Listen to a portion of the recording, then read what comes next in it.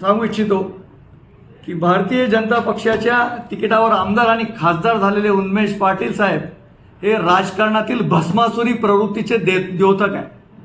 भोळ्या शंकरानं प्रसन्न होऊन भस्मासुराला वरदान दिलं आणि त्या वरदानाचा गैरवापर करत भस्मासूर शेकाळला। तसंच या राजकीय भस्मासुरानं गिरीश भाऊंनी जो आशीर्वाद दिला, यांच्या राजकीय भविष्याचा सूर्योदय जो आहे तो गिरीश भाऊंच्या आशीर्वादाने झाला। कोणतीही राजकीय पार्श्वभूमी यांना नसताना महिनाभरात प्रवेश केल्यानंतर गिरीश भाऊंनी आमदार केलं, पुढच्या 5 वर्षात खासदार केलं।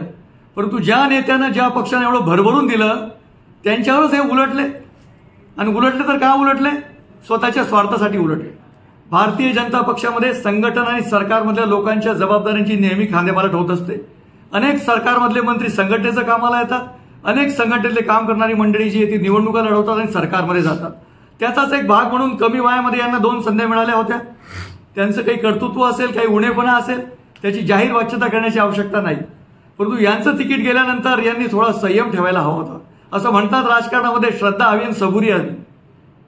निवर्तमान खासदारांच्या अंगी गिरीश भाऊंच्या प्रती खरी श्रद्धाही नाही, म्हणून पक्ष सोडल्याबरोबर ज्याने आपल्याला मोठं केलं त्याच्याविषयी बरं वाईट बोलायला लागले, आणि त्यांच्याकडे संघटनेनं 10 वर्ष जबाबदारी दिल्यानंतर थोडंसं थांबायला सांगितलं, तर तेव्हा जी राजकारणामध्ये सबुरी लागते ती सबुरी त्यांच्याकडे नाही। तर मला असं वाटतं की राजकारणामध्ये असलेली श्रद्धा आणि सबुरी खासदार जे आहेत निवर्तमान त्यांच्याकडे नसल्यामुळे त्यांच्यावर आज ही वेळ आलेली आहे। तिचं आपल्या सगळ्यांना माहिती आहे भस्मासुराचं काय झालं।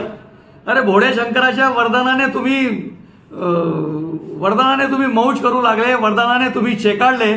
पण एक गोष्ट लक्षात ठेवा, ज्या शंकराने तुम्हाला वरदान देऊन मोठं केलं त्याच्याच डोक्यावर हात ठेवायचा तुम्ही जर प्रयत्न करणार तर जे भस्मासुराचं झालं तेच या राजकीय भस्मासुराचं देखील होईल, याबद्दल माझ्या मनामध्ये शंका नाही। कारण जनता हुशार आहे, ये पब्लिक है, ये सब जानती है।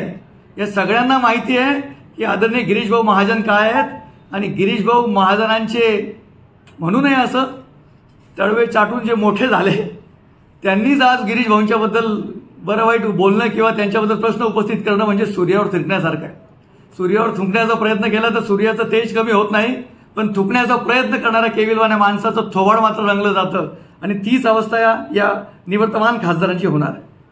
निवर्तमान खासदार जर एवढे लोकप्रिय होते आणि एवढे जनतेच्या प्रश्नाप्रती जागरूक होते तर मग का नाही त्यांनी स्वतः निवडणूक लढवली?